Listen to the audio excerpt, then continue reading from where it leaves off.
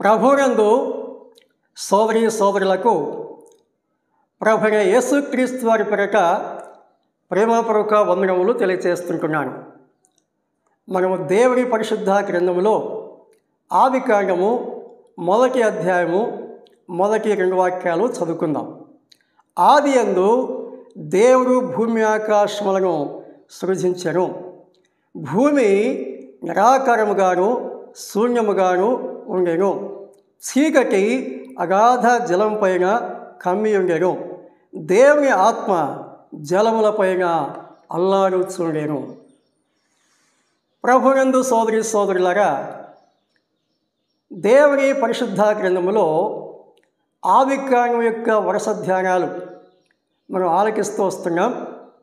మొదట ఆదికాండం యొక్క పరిచయం 5 భాగాలుగా మనము గమనిస్తూ వచ్చాం. ఇప్పుడు అధ్యాయాల వారిగా, అంశాల వారిగా దేవుని యొక్క వాక్యమును ధ్యానం చేయబోతున్నాం. మొదట ఈ ఆదికాండము 1వ అధ్యాయం యొక్క విభజన మనం చూద్దాం. ఆదికాండంలో 1వ అధ్యాయం యొక్క విభజన, డివిజన్స్ మనం చూద్దాం. 1వ అధ్యాయము 1వ వచనం, ఆదియందు దేవుడు భూమి ఆకాశములను సృజించెను అనే ఈ చిన్న వాక్యము ఒక ప్రత్యేకమైన భాగము. ఈ 1వ వచనం ఒక ప్రత్యేకమైనటువంటి భాగముగా మనము చూస్తున్నాం. ఈ మొదటి సృష్టికి సంబంధించి దేవుని యొక్క వాక్యములో యోబు గ్రంథము 38వ అధ్యాయము 4-7 వచనాలు మనం చదవచ్చు. అలాగే యెషయా గ్రంథము 45వ అధ్యాయము 18వ వచనంలో కూడా చదవచ్చు. ఈ వాక్యంలో దేవుడు మనకు నేర్పించే సత్యాలు ఏమిటంటే, సృష్టి కంటే ముందుగా దేవుడు ఉన్నాడు. సృష్టి కంటే ముందుగా దేవుడు ఉన్నాడు. ఆ ఉన్న దేవుడు సకల సృష్టిని కలగజేశాడు లేక సృజించాడు. అంతేకాకుండా దేవుడు అనే పదం ఏక వచనంలో మనకు కనిపిస్తుంది. అనగా దేవుడు అద్వితీయుడు. దేవునికి సాటైన వారు మరొకటి ఏది ఉండదు, ఎవరు ఉండరు. ఈ సత్యం కూడా ఈ చిన్న వాక్యము ద్వారా దేవుడు తెలియపరుస్తుంటున్నాడు. దేవుడు ఉన్నాడు, దేవుడు సృష్టిని చేశాడు, ఆయన సృష్టికర్త. అంతేకాకుండా ఆ సృష్టికర్త అద్వితీయుడై ఉన్నాడు అనే గొప్ప సత్యాలు ఈ చిన్న వాక్యము ద్వారా దేవుడు మనకు తెలియపరుస్తుంటున్నాడు. 2వ వచనం మనం చూసినప్పుడు, మొదట దేవుడు కలగచేసిన ఆ సృష్టి పతనమైపోయినట్లుగా చూస్తాం. భూమి నిరాకారముగాను శూన్యముగాను ఉండెను అనే సంగతి అక్కడ మనం చూస్తాం. 3వ వచనం నుండి మనం గమనించినప్పుడు, పతనమైపోయిన సృష్టిని దేవుడు తిరిగి ఏ రీతిగా పునరుద్ధరించారు అనే సంగతులు మనం చూడవచ్చు. 3, 4, 5 వచనాల్లో దేవుడు వెలుగును చేయుట, వెలుగును చీకటిని వేరు చేయుట, వాటికి పేర్లు పెట్టుట, ఈ సంగతి 3, 4, 5 వచనాల్లో, అనగా మొదటి దినమున దేవుడు చేసిన కార్యాలు ఇక్కడ మనము చూడవచ్చు. 6, 7, 8 వచనాల్లో దేవుడు 2వ రోజున చేసిన కార్యాలు మనం చూస్తున్నాం. ఆకాశం కలవ చేయుట, ఆ మీది జలములను ఆ క్రింది జలములను వేరు చేయుట, ఈ సంగతి 2వ దినం యొక్క కార్యక్రమంగా మనము చూస్తున్నాం. ఆ తర్వాత 3వ దినం యొక్క కార్యక్రమం 9, 10 వచనాల్లో ఈ నీటిలో నుండి ఆరిన నేలను ప్రత్యేకపరచుట, దానికి భూమి అని పేరు పెట్టుట. 11, 13 వచనాల్లో భూమిని ఫలభరితంగా మార్చుట. ఈ సంగతులు మనము 3వ దినం యొక్క కార్యక్రమాలుగా చూస్తుంటున్నాం. ఇక 4వ దినంలో దేవుడు ఏం చేస్తారో మనం చూస్తే 14 నుండి 19 వచనాల్లో సూర్య చంద్ర నక్షత్రాలను దేవుడు చేసినట్లుగా ఈ వాక్య భాగాల్లో మనం చూస్తున్నాం. 5వ రోజున 20 నుండి 23 వరకు జలచరాలను ఆకాశ పక్షులను దేవుడు చేసినట్లుగా దేవుని యొక్క వాక్యంలో మనం చూస్తున్నాం. 24, 25 వాక్యాలు చూసినప్పుడు 6వ దినమున పశువులను ప్రాకు పురుగులను సృజించారు. అంత మాత్రమే కాదు, 26 నుండి 28 వరకు మనం చూస్తే మానవులను కూడా దేవుడు సృజించారు అనే సంగతి ఈ వాక్య భాగాల్లో మనం చూస్తున్నాం. 29, 30 వచనాల్లో సకల జీవరాశులకు ఆహారము సిద్ధపరచుట. ఈ సంగతులు ఈ అధ్యాయంలో చూస్తున్నాం. 31వ వచనంలో ఈ 3వ వచనం నుండి 30 వచనం వరకు దేవుడు ఏం చేశారో అవన్నీ చూసినప్పుడు అవి చాలా మంచిదిగా ఉండను అని దేవుడు ఇక్కడ చెప్పాడు. ఇది ఈ అధ్యాయం యొక్క విభజనగా మనం చూస్తున్నాం. ఈ అధ్యాయంలో ఉన్నటువంటి కార్యాలుగా మనం చూస్తున్నాం. ఈ పుస్తకము యొక్క ప్రారంభం ఆది యందు అనే మాటతో ప్రారంభం చూడుతుంది. ఇంగ్లీష్లో కూడా అలాగే ఉంటుంది. ఇన్ ద బిగినింగ్ అనే మాట అక్కడ మనకు కనిపిస్తుంది. ఆది యందు. ప్రకటన గ్రంథము చివరిలో ఆమెన్ అనే మాట చూస్తాం. ఆమెన్ అనగా ఆది ఆయనే, అంతము ఆయనే అనే సత్యము ఈ పదాలు మనకు తెలియచేస్తుంటున్నాయి. ఆది యందు దేవుడు భూమి ఆకాశమును సృజించెను అనే వాక్యం మనం చదువుతున్నప్పుడు దేవుడు ఉన్నాడు అనే సత్యము అందులో కనిపిస్తుంది. దేవుడు సృష్టికర్త అనే సత్యం కూడా అందులో మనకు కనిపిస్తుంది. దేవుడు లేడు అనే నాస్తికత్వానికి బైబిల్లో ఎక్కడా చోటు లేదు. ఒక విధంగా మనం ఆలోచన చేస్తే దేవుడు లేడు అనే విషయం సైన్స్ కూడా ఒప్పుకోదు. సైన్సు సైన్సు సైన్సు అంటున్నారు కదా, ఈ సైన్స్ కూడా దేవుడు లేడు అనే విషయాన్ని ఒప్పుకోదు. మీలో చాలామంది పండితులు ఉంటారు, శాస్త్రవేత్తలు ఉంటారు, జ్ఞానులు ఉంటారు, మంచిది. కానీ సైన్స్ కూడా దేవుడు లేడు అనే విషయం ఒప్పుకోదు. ఎందుకు ఒప్పుకోదు? ఒక వస్తువు ఉన్నది అంటే వస్తువును తయారు చేసేవాడు ఉన్నాడు. ఇది సైన్స్ చెప్తుందా లేదా? అది మీకు బాగా తెలుసు, అందరికీ తెలుసు. మరి ఈ చిన్న విషయము ఇంత బాగా తెలిసినప్పుడు ఈ సకల సృష్టి మనం చూస్తున్నవి చూడలేనివి ఇంత గొప్ప విశ్వమును మనం చూస్తున్నామంటే కలగజేసేవాడు ఉన్నాడా లేడా? దీని యొక్క వాక్యం ఏం చెప్తుందంటే దేవుడు లేడని బుద్ధిహీనులు తమ హృదయంలో అనుకుందురని చెప్పారు. దేవుడు లేడు అని ఎవరు చెప్తారట? జ్ఞానులు కాస్తుమా? జ్ఞానులు కాదు. జ్ఞానులు ఎప్పుడు చెప్పరు. జ్ఞానులు ఎప్పుడు కూడా దైవాన్వేషణ చేస్తారు. దైవజ్ఞానం పొందటానికి వారు ఎంతో ప్రయత్నం చేస్తారు, ప్రయాసపడతారు. కొన్నిసార్లు ఈ లోక సౌఖ్యాలు కూడా త్యజిస్తారు. అది జ్ఞానం యొక్క లక్షణం. కానీ దేవుడు లేడు అని ఎవరు చెప్తారంటే జ్ఞానం కలవారు ఎప్పుడు చెప్పారు, బుద్ధి గలవారు ఎప్పుడు చెప్పారు. దేవుడు లేడని బుద్ధిహీనులు తమ హృదయంలో అనుకుంటారని దేవుని వాక్యంలో దేవుడే వ్రాయించారు. కాబట్టి జ్ఞానం గలవారు, బుద్ధి గలవారు, వివేకం కలవారు ఎప్పుడు కూడా దేవుడు లేరు అని చెప్పరు, చెప్పటానికి ఎప్పుడు కూడా సాహసించరు. ఈ విషయం కూడా మనం గమనించాలి. మనం ముందుగా గుర్తు చేసుకున్నాం, దేవుడు లేరు అనే అంశం సైన్స్ కూడా ఒప్పుకోదు. ఇది సత్యం. సృష్టిని గురించి 3 సంగతులు దేవుని వాక్యంలో చూస్తున్నాం. మొదటిది, దేవుడు సృజించెను.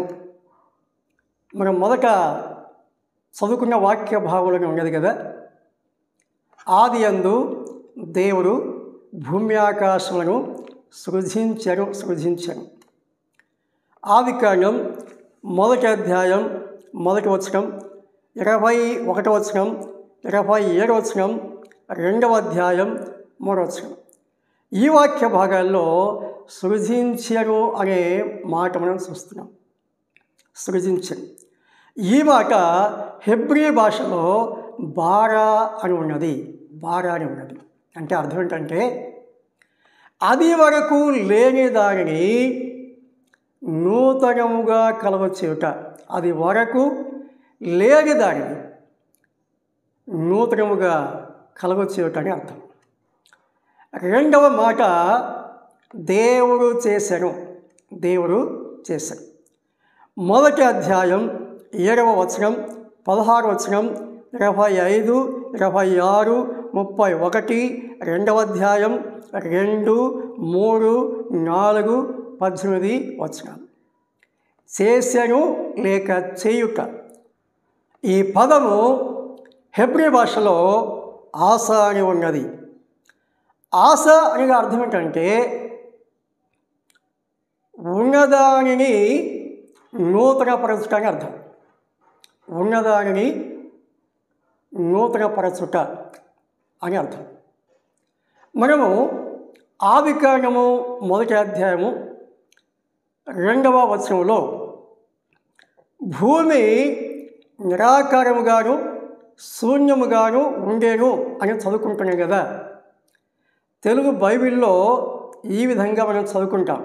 అయితే హెబ్రీ భాషలో ఆ భావం ఎలా ఉన్నది మనం చూస్తే, భూమి నిరాకారముగాను శూన్యముగాను ఆయను అని ఉంటుంది. ఆయను అంటే దేవుడు కలగచేసిన సృష్టి మొదట అద్భుతమైనదే, రమ్యమైనదే. అది అన్ని విధాలుగా మానవునికి మేలు కలిగించేదే లేక ప్రయోజనం చేకూర్చేదే. కానీ ఆ తర్వాత అది పతనమైపోయింది.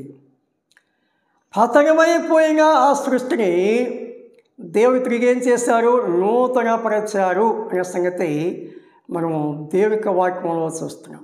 వాక్య భాగాలు నేను జ్ఞాపం చేస్తాను. శూన్యముగాను నిరాకారముగాను మారిపోయిన ఆ సృష్టిని దేవుడు తిరిగి నూతనపరచారు అనే సంగతులు ఈ మాట ద్వారా దేవుడు తెలియపరుస్తున్నాడు. ఆ తర్వాత నిర్మించరు అనే పదం చూస్తాం. దేవుడు నిర్మించరు. 2వ అధ్యాయం 7వ వచనం, 8వ వచనం, 19, 22 వచనాలు. ఈ నిర్మించుట అనే పదము హెబ్రీ భాషలో యులార్స్ అని ఉన్నది. యులార్స్ అనేది అర్థం ఏంటంటే, ముందుగా ఉన్న ఒక పదార్థముల నుండి మరి ఒక దానిని తయారు చేయుట. మట్టి ఉన్నది. ఈ మట్టిలో నుండి ఆ మట్టి పాత్రలు లేదా కుండలు తయారు చేయుట. కలప ఉన్నది. ఆ కలపల నుండి ఆ తలుపులు చేయుట, స్తంభాలు చేయుట, కుర్చీలు చేయుట, బల్లలు చేయుట. ఆ ఉన్న పదార్థంలో నుండి మరొక దానిని తయారు చేయుట లేక మరొక రూపంలో తయారు చేయుట అని దాని అర్థం. యులార్స్ అనగా ఉన్నదానిలో నుండి ఒక క్రొత్త దానిని చేయుట అని అర్థం. ఈ సృష్టిని 3 దశలుగా మనం చూడవచ్చు. సృష్టి యొక్క 3 దశలు మనం దేవుని వాక్యంలో చూస్తున్నాం. మనం మొదట చదువుకున్నాం. 1వ అధ్యాయం 1వ వచనం. అది మొదటి సృష్టి. దీని గురించి యోబు గ్రంథము 38వ అధ్యాయము 4-7 వచనాలు మనం చూడవచ్చు. అలాగే యెషయాలో 45:18 కూడా చూడవచ్చు. ఇది మొదటి సృష్టి. ఆ తర్వాత రెండవ దశ ఆదికాండం 1వ అధ్యాయం 3-31 వరకు మనం చూసినప్పుడు మనం ముందుగా గమనించినట్లుగా ఆ పతనమైపోయిన ఆ సృష్టిని తిరిగి పునరుద్ధరణ చేయుట అనే సంగతులు అక్కడ మనం చూస్తున్నాం. సృష్టి యొక్క మూడవ దశ దేవుని వాక్యంలో మనం చూసినప్పుడు యెషయా గ్రంథము 65వ అధ్యాయము 17వ వచనం, 62వ అధ్యాయము 22వ వచనము, పేతురు 2వ పత్రిక 3వ అధ్యాయము 12-13 వాక్యాలు, ప్రకటన 21వ అధ్యాయము 1-11 వచనాలు. భవిష్యత్ కాలంలో దేవుడు నూతన భూమిని, నూతన ఆకాశములను చేయబోతున్నాడు అని దీని యొక్క వాక్యంలో మనం చూస్తున్నాం. ఇవన్నీ ఇట్లో లయమైపోయినవి కనుక ఆకాశములు రవులు కొని లయమైపోయినట్టు, పంచభూతములు మహావేంద్రముతో కరిగిపోయినట్టు, దేవుని దినపు రాకడ కొరకు కనిపెట్టచ్చు, దానిని ఆశతో అపేక్షించచ్చు.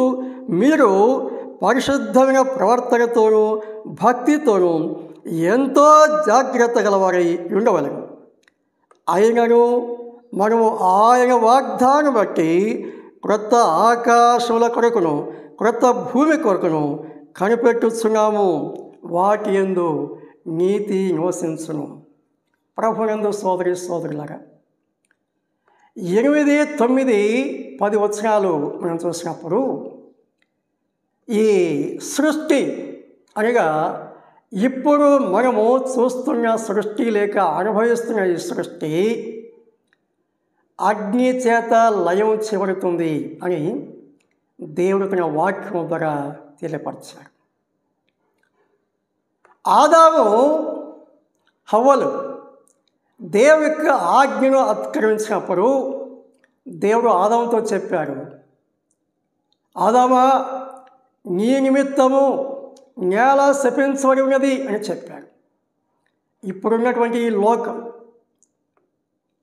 దేవుని శాపానికి లోనై ఉన్నది. ఈ లోకం అనగా ఈ భూమి, సముద్రము, ఆకాశం, ఇందులో సమస్తం కూడా అగ్ని కొరకు నిలవ చేయబడి ఉన్నవి. అగ్ని గంధకముల చేత కాలిపోవడానికి సిద్ధమై ఉన్నవి అని చెప్పి దేవుడు తన గ్రంథంలో తెలియచేశాడు. కొన్ని వేల సంవత్సరాల క్రిందట దేవుడి సంగతులు వ్రాయించాడు. ఇప్పటి కాలంలో శాస్త్రవేత్తలు ఈ భూమి లేక సూర్యుడు, చంద్ర నక్షత్రాలు, ఈ విశ్వము నశించిపోతుంది అని చెప్తున్నారు. దేవుడు తన భవిష్యజ్ఞానం బట్టి ఎప్పుడో వ్రాయించాడు. మంచిది. అయితే దేవుడు ఇక్కడ మనకు తెలియచేసే పాఠం ఏమిటంటే, ఈ సృష్టి అంతా నశించిపోతుంది. ఈ సృష్టిలో ఉన్న మానవులు పాపాన్ని బట్టి శాపానికి లోనై ఉన్నారు. ఈ లోకం తర్వాత నిత్యాగ్నికి, నాశనానికి వెళ్ళిపోవడానికి సిద్ధంగా ఉన్నారు. అయితే ఆ నాశనానికి వెళ్ళిపోకుండా మనము విడిపించబడి దేవుడు కలగచేసే ఆ నూతన ఆకాశంలో, నూతన భూమిలో మనం ప్రవేశించాలంటే, లేక పరలోకంలో ప్రభుతో సదాకాలం జీవించాలంటే యేసుక్రీస్తు యందు విశ్వాసం ఉంచాలి, పాపక్షమాపణ పొందాలి. అంతేకాకుండా ప్రభునందు విశ్వాసం ఉంచిన వారు పరిశుద్ధ ప్రవర్తన కలిగి జీవిస్తూ యేసుక్రీస్తు యొక్క రాకడ కోసం మనం కనిపెట్టాలని దేవుడు ఇక్కడ తెలియపరుస్తున్నారు. అందులో నీతి నివసిస్తుందని చెప్పాడు. ప్రస్తుతం లోకములో ఎన్ని దుష్కార్యాలు, ఎంత అవినీతి, ఎంత పాపం, ఎంత భ్రష్టత్వం, వినకూడని విషయాలు, చూడకూడని విషయాలు, ఎన్నో విషయాలు అతి సామాన్యంగా జరిగిపోతున్నాయి. కానీ దేవుడు కలిగించే ఆ క్రొత్త ఆకాశంలో, ఆ క్రొత్త భూమిలో పాపమే ఉండదు, పాపమే ఉండదు. పరిశుద్ధుడైన దేవుడు, ప్రజలు పరిశుద్ధులు, పరిశుద్ధ దూతలు నిత్యత్వంలో ప్రభుతో సంతోషిస్తారు. కాబట్టి ప్రతి మనిషి కూడా ఆ దేవుడు కలగజేసే ఆ నీతి రాజ్యం కోసం, మహిమ రాజ్యం కోసం, పరిశుద్ధ రాజ్యం కోసం సంపూర్ణంగా సిద్ధపడాలని దేవుడు తన వాక్యం ద్వారా తెలియపరుస్తున్నారు. ప్రభు ఈ మాటలు మన వినికిడిలో దీవించి స్థిరపరచి ఫలింపచ్చును కాక. దేవుని యొక్క వాక్యము శ్రద్ధగా ఆలకిస్తున్న ప్రతి వారిని దేవుడు దీవించుగాక.